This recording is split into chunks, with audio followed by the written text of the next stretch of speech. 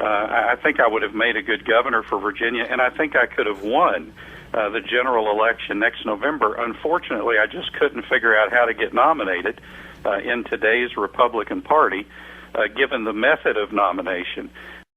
I always felt I could win a statewide primary where we would have had 2 or 3 or 400,000 Republicans from all across the state voting. But in June of this year, the State Central Committee was essentially taken over by a confederation of supporters of Attorney General Cuccinelli and various Tea Party groups and Ron Paul groups. They essentially took control of that State Central Committee, changed the method of nomination from a primary to a closed party convention. And that process just honestly overwhelmingly favored the Attorney General, and I just couldn't figure out how to win. My concerns with Mr. Cuccinelli were twofold. Number one, I questioned his electability in a statewide campaign for governor. We'll see if he's electable or not. And then secondly, I questioned his ability to effectively and responsibly govern our state. I've been saying that for a year. There's nothing new about that. I wasn't just saying those things, I meant those things. So for me to then turn around and say, well, whoops, I didn't mean any of that, and of course I'm glad to support him in his campaign for governor, I think it would have just been a terribly hypocritical thing to do, and that's just not the way that I operate. I know Ken Cuccinelli well. I know his strengths and I know his weaknesses, and I have serious reservations about his ability to effectively and responsibly govern our state.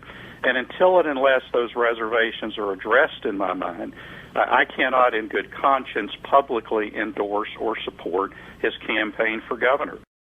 Are you prepared on our show right now to unequivocally rule out an independent bid for governor of Virginia? Well, I have not ruled that out, and I'm not prepared to rule that out. I have said that it's unlikely that I would do something like that. I know how tough independent campaigns can be.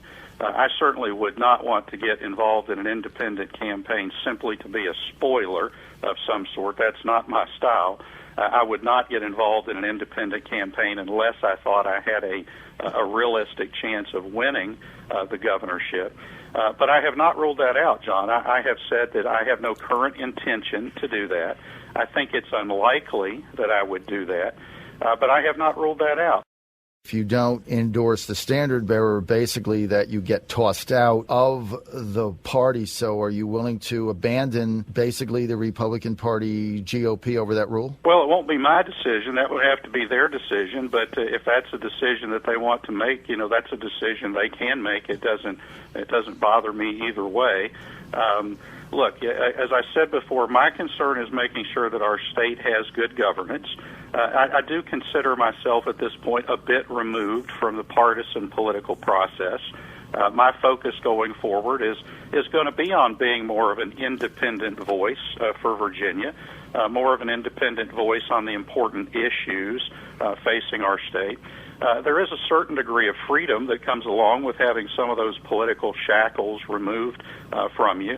It gives you the ability to speak out a little more independently and a little more objectively on the important issues of the day, and I intend to do that as we head toward the 2013 session of the General Assembly. But if that happens, it won't be by my choice. It'll be by someone else's.